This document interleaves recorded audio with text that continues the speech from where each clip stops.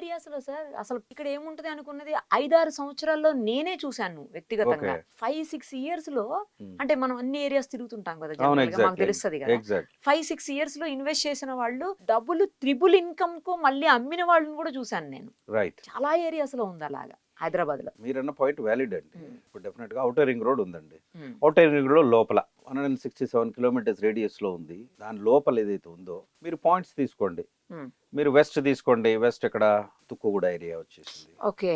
తర్వాత మీరు అటు తుర్కంజాల్ వచ్చేసింది. ఉమ్, తర్వాత ఇప్పుడు విజయవాడ హైవే టచ్ అవుతుంది. కొల్లూరు అవన్నీ కొల్లూరు కూడా. అవన్నీ ఇప్పుడు ఉమ్, పటాన్ చెరువు ఏరియా వచ్చేసింది. ఆ, ఈ ఔటర్ రింగ్ రోడ్ లోపల ఉన్నటువంటి ఏరియాస్‌లో ఎవరైతే తీసుకున్నారో ఇన్వెస్ట్ చేసిన డెఫినెట్ గా వాళ్ళు. ఆ ఏరియా ఎప్పుడైతే రోడ్ ఫార్మేషన్ అయిందో ఓకే. అప్పుడు డెఫినెట్ గా దానికి యాక్సెసిబిలిటీ పెరిగింది, దాని ల్యాండ్ వాల్యూ పెరుగుతుంది డెఫినెట్ గా. ఇప్పుడు రియల్ ఎస్టేట్ అనేది ఈ రోజు రీసెంట్ రిపోర్ట్స్ ప్రకారం ఎలా అయిపోయిందంటే, మీకు ఒకప్పుడు ఒక 15 years back 200 kilometres radius, 160 to 200 kilometres radius చుట్టూ ఉన్నది ఇప్పుడు 500 kilometres radius. It has gone beyond outer ring road and regional ring road. ఆ. రీజనల్ రింగ్ రోడ్ దాటి కూడా ప్లాన్ చేస్తున్నారు. ఇప్పుడు ఒకప్పుడు శంకరపల్లి కావచ్చు లేకపోతే చిలుకూరు ఆ ఏరియాస్ అంతా కూడా జస్ట్ ఒక 10-15 ఇయర్స్ బ్యాక్ కూడా ఇంత కాస్ట్ లేదండి అసలు. Yes yes. అసలు భయంకరమైన కోట్లలో ఉన్నాయి. ఏకర్ వచ్చేసరికి కోట్లలోనే, అసలు లాక్స్ లో ఉన్నది ఏకంగా కోట్లలోకి వెళ్ళిపోయింది. 10-15 ఏళ్ల మధ్యలో చూసాం మనం ఇవన్నీ కూడా. ఎగ్జాక్ట్లీ. మరి ఎందుకు అంత, ఎందుకు కేవలం ఈ ఫెసిలిటీస్ వల్లనేనా, ఇప్పుడు మీకు యాక్సెసిబిలిటీ వల్లనేనా? యాక్సెసిబిలిటీ ఒకటండి, that is one of the factors. Um, ఇప్పుడు మీరు శంకరపల్లి అటు సైడ్ తీసుకున్న ఏంటంటే, ఇప్పుడు మీరన్న చిలుకూరు బాలాజీ హైవే ఉమ్, ఉంది.